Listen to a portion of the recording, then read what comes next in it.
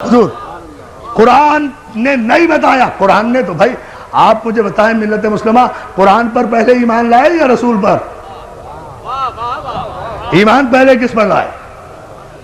ایمان رسول پر پہلے لائے نا. پہلے رسول کو رسول مانا، صادق مانا، امین مانا، سچا مانا، تب اس نے جو کچھ کہا اسے آپ نے قرآن مانا. آپ کی حیثیت تو یہ ہے کہ نہ آپ نے جبریل کو آتے ہوئے دیکھا، نہ فرشتے کو جاتے ہوئے دیکھا، نہ وحی کو آتے ہوئے دیکھا. کسی صاحب عقل نے آپ سے آج تک پوچھا کہ بھائی اگر جبریل پہلی مرتبہ آیا تھا تو پھر وہ آپ کے سامنے تو نہیں آیا تھا؟ پیغمبر مکے کی زمین میں تو نہیں تھے، مکے کے کسی گھر میں تو نہیں تھے. پیغمبر تو مکے کی ایسی پہاڑی پر تھے جو زمین سے 3000 فٹ کی بلندی پر تھی. وہاں جا کر عبادت کیا کرتے تھے. آپ ہی نے لکھا ہے، آپ ہی نے تو لکھا ہے کہ مکے کی ایک پہاڑی پر جا کر پیغمبر عبادت کیا کرتے تھے. اس پہاڑی کو ہم دیکھ کر آئے ہیں. 3000 فٹ کی بلندی پر وہ غار ہے جہاں میرا رسول جا کر عبادت کیا کرتا تھا. بھئی عبادت کہاں کیا کرتے تھے؟ جب 40 برس کے بعد نبی بنے تو عبادت کس کی کرتے تھے؟ توجہ توجہ توجہ. یا علی یا علی صلوات دے دینا محمد آل محمد کا. میرا دیکھے نا ذات تو بھائی کس کی عبادت کیا کرتے تھے، کیا پڑھا کرتے تھے؟ اور اگر خود کچھ اور پڑھتے تھے، ہم سے کہا الحمدللہ رب العالمین پڑھو. اللہ جانے یہ جملہ آپ غور فرمائیں گے یا نہیں. خود کچھ اور پڑھا کرتے تھے نماز میں اور سارے مسلمانوں سے کہا کہ الحمدللہ رب العالمین کے بغیر کسی کی نماز ہی نہیں ہوتی. تو کیا رسول کے قانون بدلتے رہتے ہیں؟ آپ کو پتا کیسے چلا؟ یہ عبادت جو پیغمبر کیا کرتے تھے، کئی رات عبادت میں مصروف رہا کرتے تھے. آپ نے خود لکھا ساری رات عبادت کیا کرتے تھے. ایسے ہی میں فرشتہ، پورے مجمع کی توجہ ماشاءاللہ، ایسے میں فرشتہ آیا تو اور کوئی تیسرا تو نہیں تھا. جب پیغمبر عبادت کرتے تھے، بھئی جتنے بھی مسلمان ہوئے ہم سب کا احترام کرتے تھے، کرتے ہیں، کرتے رہیں گے. جتنے بھی مسلمان ہوئے ظاہر ہے بڑی منزلت ہے ان عظیم المرتبہ انسانوں کی جو کافر سے مسلمان ہو گئے، ہم تسلیم کرتے ہیں. لیکن جتنے بھی کافر مسلمان ہوئے ہیں عزیزان محترم، وہ بقول آپ کے اعلان رسالت کے بعد مسلمان ہوئے ہیں نا. اعلان رسالت سے پہلے تو کوئی مسلمان نہیں تھا. جب مسلمان نہیں تھا تو کوئی راوی بھی نہیں تھا، کوئی روایت بھی نہیں تھی، کوئی حدیث بھی نہیں تھی، کوئی محدث بھی نہیں تھا. غار میں کوئی موقع کا گواہ بھی نہیں تھا. یا جبریل تھا یا رسول تھا یا پہلی آیت تھی. اب آپ نے لکھ دیا کہ یوں فرشتہ آیا، یوں اقرا کہا، یوں رسول نے کہا، میں نہیں جانتا، یوں جبریل نے بھیجا، یوں دبایا، یوں رسول کو پسینہ آیا. توجہ توجہ توجہ. حیدری وہاں تو یا جبریل تھا یا رسول، تیسرا کوئی ہے نہیں. تو یہ سارا واقعہ راوی کو کس نے بتایا؟ جبریل نے. یہی تو فرق ہے امتی میں اور رسول میں کہ بشر پر اگر فرشتہ نازل ہو جائے تو سانس بھی نہیں لینے دیتا. توجہ توجہ توجہ توجہ. درس دیکھے نا، زمین پر آنے کی مہلت بھی نہیں دیتا. توجہ ہے نا عزیزان محترم؟ زمین پر ہو تو آسمان پہ جانے کی نوبت نہیں دیتا، آسمان میں ہو تو زمین پر آنے کی نوبت نہیں دیتا. اور میرا رسول وہ ہے کہ جس پر 23 برس میں 23,000 مرتبہ فرشتہ نازل ہوا. سلام کرو ثبات قلب معصوم کو کہ جس کے قلب میں نہ جنبش ہوئی، نہ لغزش ہوئی، نہ حرکت ہوئی. اس لیے کہ فرشتہ جو ہے وہ بھی تو معصوم ہے نا.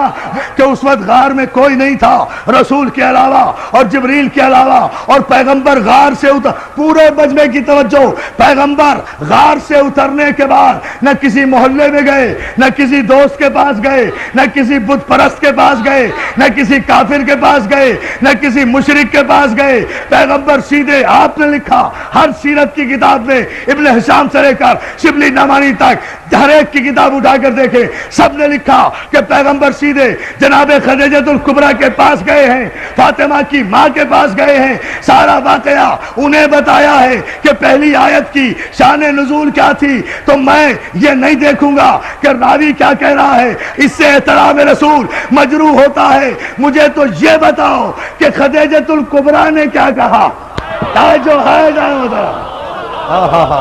بھائی، جو واقعہ بھی ہوا ہے پہلی وحی کے موقع پر، اس کا گواہ کوئی نہیں، لیکن جناب خدیجہ الکبریٰ وہ ام المومنین بی بی ہے کہ ساری کائنات کی خواتین میں جنہیں یہ شرف حاصل ہے کہ جنہوں نے سب سے پہلے لب رسالت کو وحی کے مطابق جنبش کرتے ہوئے دیکھا اور اس کی تصدیق کی۔ ہائے ہائے ہائے،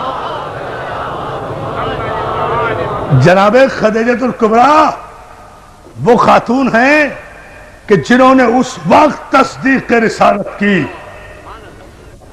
جب کوئی تصدیق کرنے والا نہیں تھا۔ تو اس پہلی آیت کی راویہ یا تو خدیجہ الکبریٰ ہوں گی، یا ابو طالب ہوں گے، یا جبریل، یا رسول۔ ان چاروں میں سے مجھے بتاؤ کس نے روایت کی کہ جبریل نے جب اقرا کہا تو پیغمبر نے کہا میں پڑھا لکھا نہیں ہوں؟ کمال ہے۔ آپ مجھے بتائیے کہ اگر یہاں بھی میرے پیغمبر کی تو توہین نہیں ہوئی، بھئی پیغمبر کو کہا نا جبریل نے اقرا، اگر معاذ اللہ پیغمبر نے کہا کہ میں پڑھا ہوا نہیں ہوں تو غلطی کس کی؟ بھئی مجھے پاک محرم ایسوسی ایشن کے نقیر رضوی صاحب نے اور ان کے اراکین نے کہا کہ آپ نشتر پارک میں مجلس پڑھیے، انہوں نے کہا، میں نے وعدہ کر لیا، میں آ کر ممبر پہ بیٹھ گیا، مجمع اتنا ماشاءاللہ سامنے ہے، اب بیٹھ کر بولتا ہی نہیں، مجمع کہہ رہا ہے مولانا پڑھیے، میں کہوں میں بھائی ان پڑھ ہوں، میں تو پڑھا ہوا نہیں ہوں، تو سارا مجمع پاک محرم کے سر ہو جائے گا نا کہ بھائی ان پڑھ کو لا کر ممبر پہ بٹھا کیوں دیا؟ توجہ توجہ توجہ توجہ، سارا مجمع سر ہو جائے گا نا کہ جب یہ پڑھنا نہیں جانتا تھا تو اسے ممبر پر لا کر، بہت توجہ، ممبر پر لا کر بٹھایا کیوں؟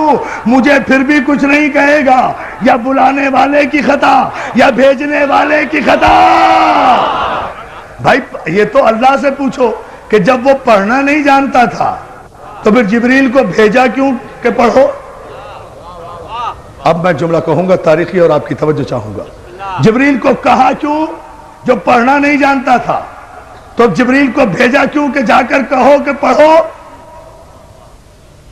تو بات کس پر آ رہی ہے؟ خدا کے لیے شریعت اور معصوم کے فلسفے کو سمجھو۔ پہلی آیت ہی کی معنی و مفاہیم جن کے سمجھ میں نہیں آئے اور شان نزول سمجھ میں نہیں آیا، انہیں کیا پتا کہ شریعت کیا ہے اور بادشاہت کیا ہے؟ صلوات علی محمد آل محمد۔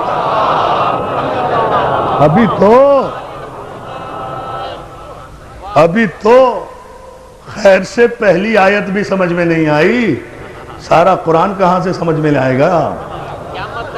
اس لیے کہ پہلی آیت ہی ابھی سمجھ میں نہیں آ رہی کہ یہ کس طرح نازل ہوئی تھی، اور مجبوری بھی ہے، پیدائشی مجبوری،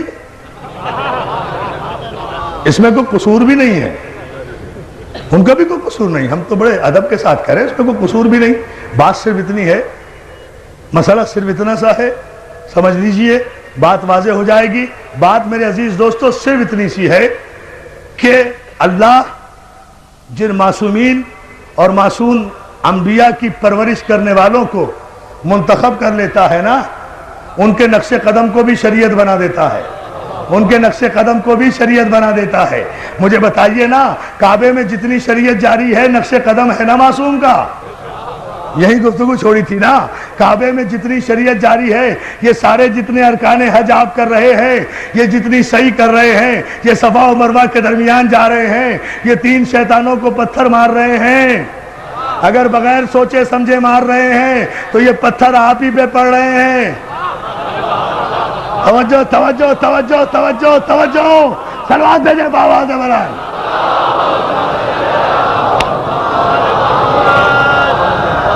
اگر فلسفہ حج سے آگاہی نہیں، یہ سب کچھ کیوں کر رہے ہیں؟ کیوں؟ کچھ ابراہیم نے ایسا کیا، کچھ اسماعیل نے کیا، کچھ اسماعیل کی ماں نے عمل کیا. خدا نے باپ کے عمل کو بھی شریعت بنایا، بیٹے کے عمل کو بھی شریعت بنایا، معصوم نبی کی ماں کے عمل کو بھی شریعت بنایا. اور شریعت میں کسی کو چونو چرا کی گنجائش نہیں ہوتی.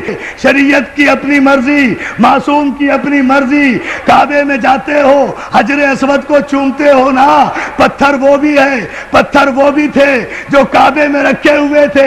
اگر ان پتھروں کو پوجا تو کافر ہو جاؤ گے، اسے نہ چوما تو کافر ہو جاؤ گے. لاؤ شریعت کا استعمال.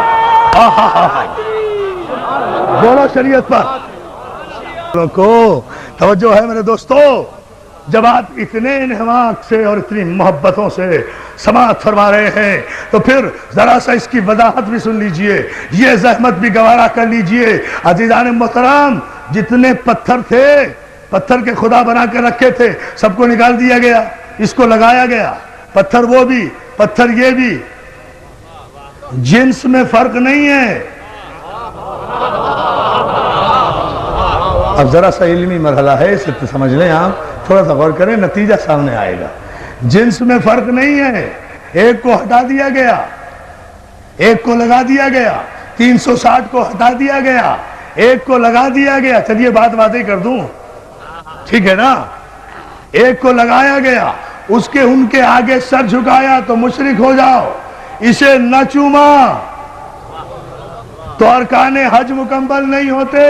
یہاں تک ارکان حج میں شامل ہے کہ اگر بھیڑ اور رش کی وجہ سے حجر اسود تک نہ پہنچ سکو تو دور ہی سے اپنی ہتھیلی حجر اسود کی طرف کر کے اپنی ہتھیلی کو چوم لو. حجر اسود چومنے کا ثواب ہوگا. تو مولانا رش کی وجہ سے حجر اسود تک نہیں پہنچ سکے نا، اصل تک نہیں پہنچ سکے تو ہتھیلی یا انگلی کا اشارہ کر کے چوم لیا نا، وہی ثواب ہوا. تو اور ہم کیا کرتے ہیں؟ ہم بھی تو مجلس کے بعد اگر کربلا نہیں پہنچ سکتے تو انگلی کے اشارے سے السلام علیکم یا علی یا علی یا علی. صلوات بھیجیں محمد آل محمد پر. عجیب فلسفہ کہہ گیا ہوں، ایک عجیب رخ سے اتنی احتیاط، پوری توجہ آپ کی چاہوں گا. عزیزان محترم، مولا آپ کو سلامت رکھے. اس مسئلے پر آپ غور کریں، یہ تو سارے مسلمانوں کا متفقہ مسئلہ ہے نا، حجر اسود کو چومنا. کیوں؟ وجہ صرف یہ ہے، کوئی وجہ نہیں ہے. اس پتھر میں کوئی پھول نہیں لگے ہوئے، کوئی یہ ڈائمنڈ نہیں ہے، کوئی ہیرا نہیں ہے، مگر 1 کروڑ تاج محل قربان حجر اسود کا.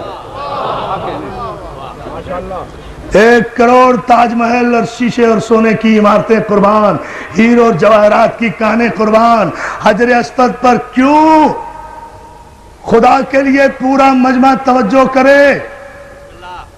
اس لیے کہ میں اپنی تقریر پر اب توجہ نہیں دلوا رہا، میں قیامت کے شعر پر آپ کو متوجہ کر رہا ہوں جو بر وقت مولا کی مدد سے مجھے یاد آیا.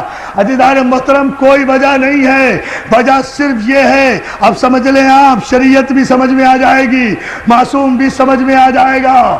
علی نے توڑ کر بت، کوئی دلیل نہیں ملتی یہ شریعت میں شامل کیسے ہو گیا. علی نے توڑ کر بت حجر اسود کو دیا بوسا. ٹھہرو بیٹا، ٹھہرو نہیں. علی نے توڑ کر بت حجر اسود کو دیا بوسا. کہیں بگڑی، کہیں پر بن گئی تقدیر پتھر کی. یا علی یا علی یا علی.